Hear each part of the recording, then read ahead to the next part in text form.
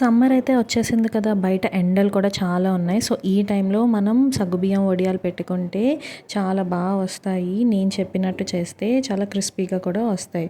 So, దానికైతే ఒక బౌల్‌లో అయితే లోటాడు బియ్యపిండి అయితే వేశాను. అందులో వాటర్ వేసి అయితే ఉండలు లేకుండా అయితే మిక్స్ చేసుకున్నాను.